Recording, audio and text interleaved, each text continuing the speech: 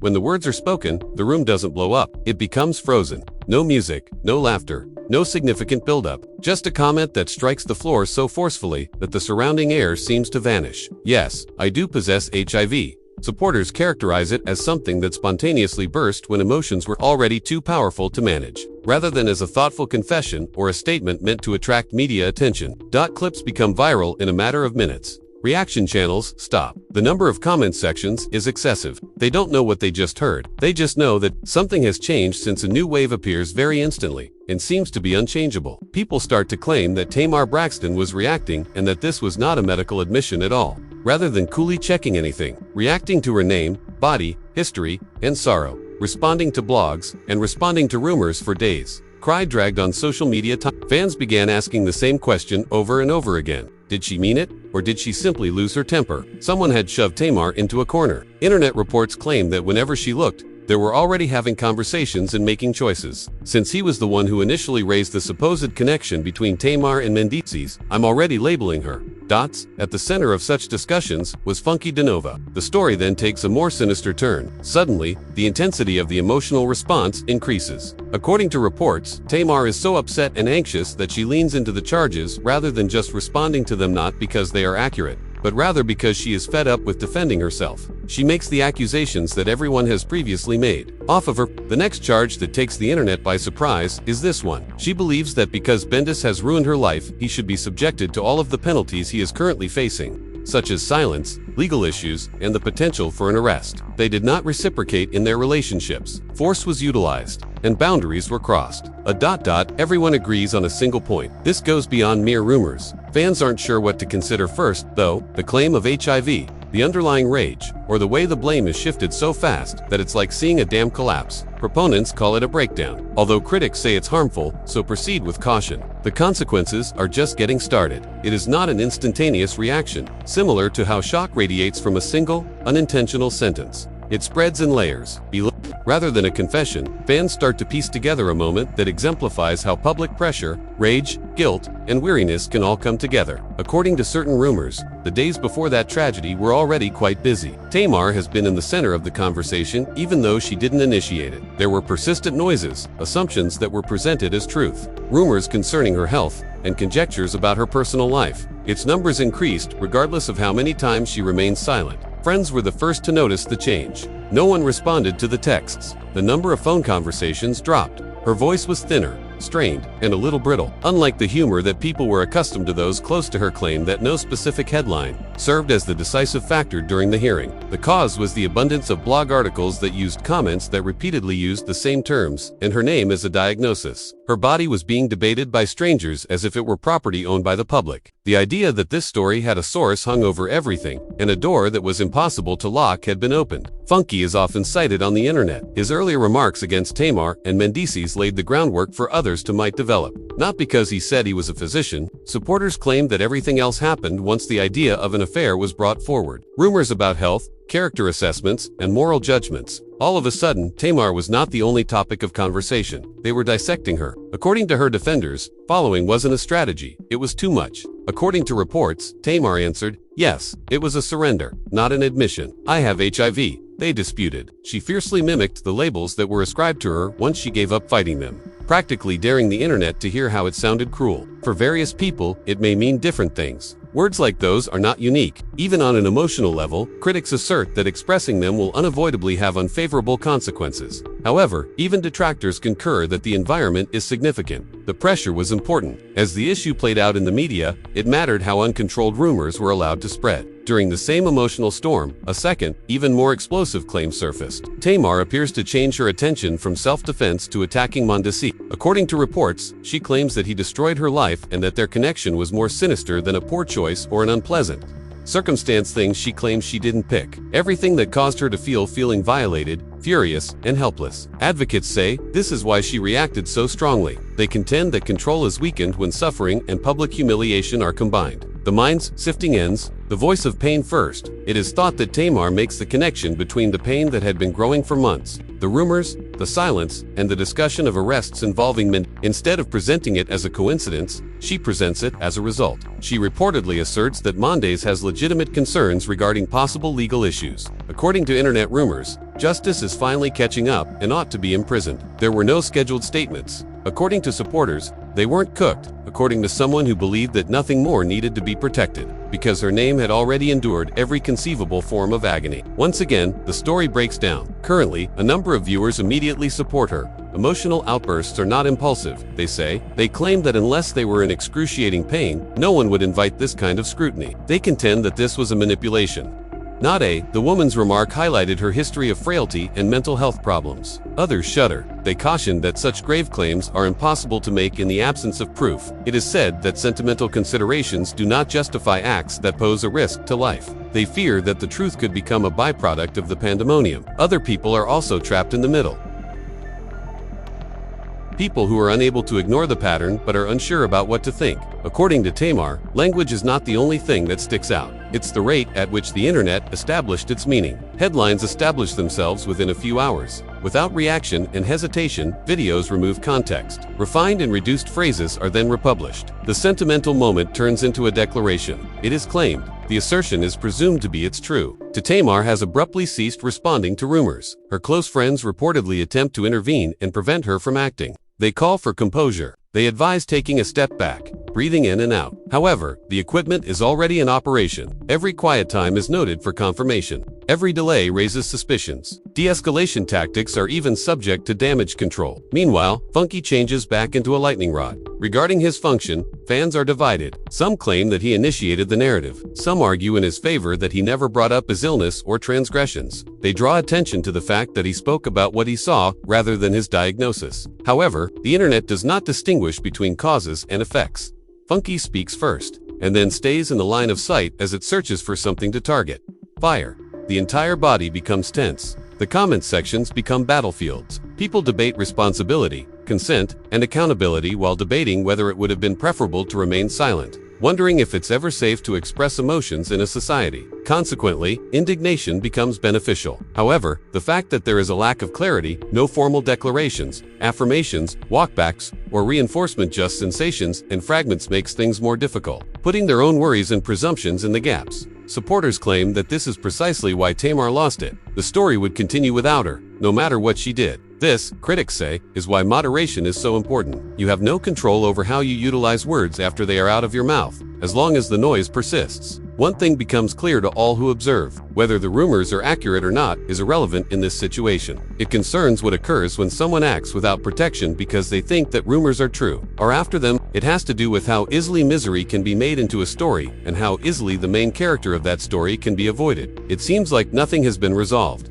At the conclusion of this period, there are merely comments, views, and facts without any solutions. However, it seems impossible to resist the silent, uncomfortable question that hangs over everything. The silent, unnerving question that hovers over everything. What happens when our feelings made public? The allegations persist after the internet determines that the article doesn't require verification. Following the initial burst, the focus remains constant. It gets worse. Amplification, not resolution, is the next phase. Every clip has been slowed down. Every word is repeated. Fans begin to interpret tone as proof, emotion as intent, and pauses as admissions. Additionally, the participants get quieter as the argument gets louder. Tamar took a moment to clarify her meaning. A follow-up video does not correct the story. Rumors that are doing the rounds on social media and the loudest. Part of the story on discussion forums is the lack of a well-chosen term that distinguishes between fact and emotion. Supporters see it as exhaustion. Critics consider it to be avoidance. In any case, silence starts to do its own thing. According to internet sources, she was overwhelmed by how quickly the issue got out of her control. Her irate remarks, according to those close to her, were suddenly frozen,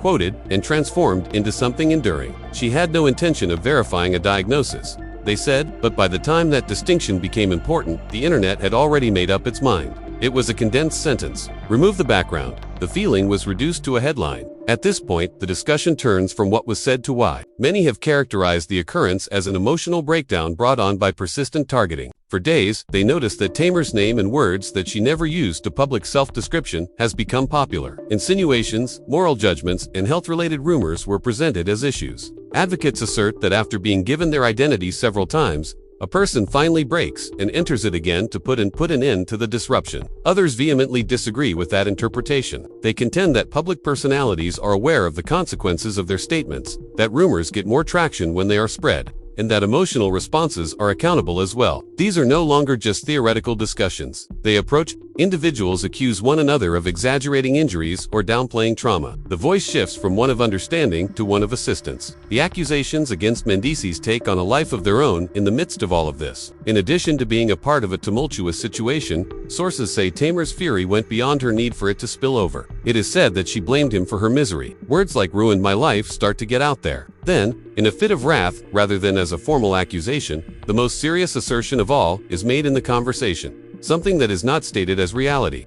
but rather is suggested by emotion. This is where fear enters the discussion. Supporters start to wonder if angry remarks can still damage people's reputations and if emotional outbursts are still important from a legal standpoint. If inference alone is sufficient to cause lasting harm, then the topic of purpose versus impact is questionable. Suffering is not predestined, which is the distinction between accusation and trauma conversation. As mentioned, Tamar's defenders claim that if she had reacted the way she did, there was a serious issue. They contend that asking someone who is in agony to remain silent is both unreasonable and challenging. Not all survivors speak in a way that is understandable, logical, or prudent. Others say the opposite. They caution that any implicit assertions of force ought to be made clear. Evidence cannot be replaced by motive framing. They argue that such remarks cannot be withdrawn once they are made public, with subsequent explanations because they fear that someone else's life will be ruined to save their suffering if the proper legal procedures are not followed. Naturally, the internet doesn't wait for responses. Does the Mendeecees discussion have a fresh feeling of urgency? Rather than new information,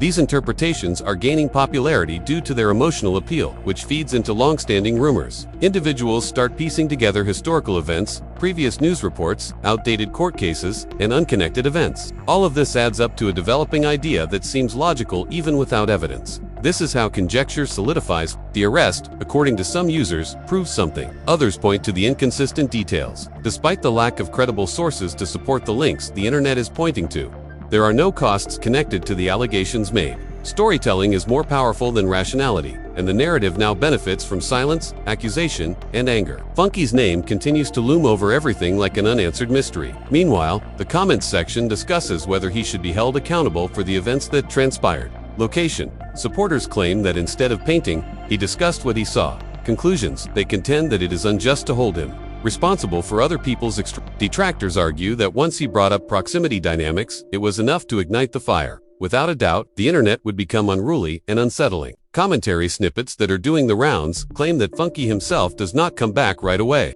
He doesn't go into great detail to explain or defend the constraint, and there are many interpretations of it. It's considered a sign of maturity by some. Some people blame it on guilt. Once more, quiet may mean anything. The crowd wants. Fans assume about the lawyer's advice to be silent about networks closely monitoring the situation in order to control harm behind the scenes. Meetings, off-camera discussions, and individuals deciding not to make, and already rumors abound about unmanageable situations. All of this is unproven, but the notion that anything is manipulating someone in private gains traction fast. It all depends on how viewers interpret this idea. For some, what appears to be chaos is purposeful. They start. Others vehemently disagree with that interpretation, contending that this was not the objective, because emotional breakdown is not deliberate, and that the purpose of escalation prevention, rather than phrase analysis, is to risk, not so that what viewers are witnessing is merely the result of a clash between personal suffering and the public en masse. Because fresh material is not included in new videos, you want the story to remain relevant over time and to change. They offer fresh perspectives, answers to answers, and perspectives on perspectives. The initial moment is less significant than people's opinions at the time. Tamar becomes a warning to others and a symbol to some. Clarity is still lacking in every of this. However, there is no clear legal record, no indication of medical proof, and the conflicts cannot be reconciled by a single definite pronouncement, while Funky becomes a point of reference that no one can agree upon, and Mendeecees becomes a question mark surrounded by conjecture. Rather, there is a rising perception that this issue has gotten so bad that it is hard to fix. Repetition has already formed a narrative, which they will have to contend with. Even though explanations are, fans start to perceive this as the silent threat as a result of the truth being subordinated. Every time anything is presented so emotionally that the internet is persuaded without evidence. Upon completion of this phase, the story no longer focuses on what tomorrow meant or what actually occurred. Rather, the repercussions are the primary focus. Real or imagined, suffering serves to support a viewpoint, and once established, it is hard to change. Illustrates how quickly a situation can go out of control, how people's disagreement isn't even the most uncomfortable aspect, and how goals are forgotten when feelings are made public. Nobody is certain that this can be reversed. Rather, a more intricate process starts. As the argument gets more heated, it focuses more on how moral judgments are made based on emotional tales and how they begin to rewrite roles before anyone has an opportunity to respond, rather than whether Tamar was incorrect or whether the internet overreacted. People who have been Tamar's fans for years say, given her prior candor regarding suffering, treachery, and vulnerability, her response was not unexpected. She argued that after living in the spotlight for a significant portion of one's life, the incessant need to defend, clarify, and explain oneself finally becomes intolerable. Advocates assert that fatigue, rather than facts, was the primary cause of her outburst. Fatigue from being discussed rather than directly addressed. Others have a totally different perspective on the same situation, contending that implication cannot be justified by careless emotional transparency. Words that may inadvertently imply illegal activity should be used with caution. Be careful. Another wave of content is fueled by this conflict of interpretations. Body language analysis. Videos. Without a trial, the clips were slowed down. The internet starts acting as a jury. Strands that deconstruct tone in order to get meaning from breath and pause. With each retelling, the purported Mendeecees charges are revealed to be increasingly false. Some people display what began as a passionate outburst, as a harsh accusation, but others put it forward as a symbolic affirmation of treachery, displayed as a symbolic confession of betrayal.